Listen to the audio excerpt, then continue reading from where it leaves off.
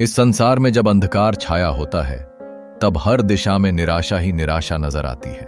लोग एक दूसरे के चेहरे पर परेशानी और दर्द की छाया देख सकते हैं। बीमारी और बढ़ती गरीबी मनुष्य को हताश कर रही है, लेकिन इस अंधकार में एक शक्ति का प्रकाश चमकता है, विश्वास। यह विश्वास हमारे भीतर एक उम्मीद जगाता है कि हम अकेले नहीं हैं, कि एक उच्च शक्ति हमें थामे हुए है। यह विश्वास विशेष रूप से तब बढ़ता है जब हम अपने जीवन में परमेश्वर को आमंत्रित करते हैं। इसी विश्वास के साथ यीशु मसीह इस धरती पर आए। वह केवल एक ऐसे व्यक्ति के रूप में नहीं आए जो दैवीय चमत्कार दिखाते हैं, बल्कि उन्होंने हर इंसान के जीवन में विश्वास की मात्रा को बढ़ाया। एक कहानी सुनिए। एक गांव में जब यीशु प्रवेश करते हैं तो वहां विभिन्न प्रकार के लोग इकट्ठा होते हैं। दुख और दर्द का सामना कर रहे लोग जो आशा की तलाश में हैं।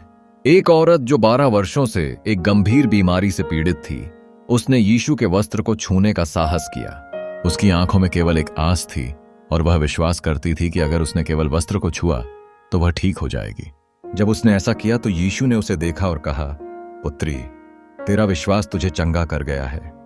को क्या आता है मुझसे पा। इस तरह यीशु ने न केवल उस औरत को चंगा किया, बल्कि उन्होंने हमें यह सिखाया कि सच्चे विश्वास से क्या संभव है। वह आज भी हमें यही संदेश देते हैं कि जब हम विश्वास से प्रार्थना करते हैं तो चमत्कार हमारे चारों ओर हैं।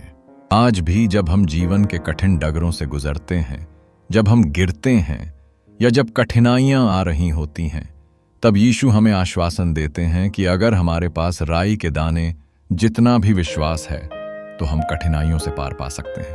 यह विश्वास हमारे जीवन को न केवल बदल सकता है, बल्कि हमारे आसपास के लोगों के जीवन पर भी असर डाल सकता है। तो दोस्तों, विश्वास केवल एक धार्मिक भावना नहीं है, यह एक शक्ति है।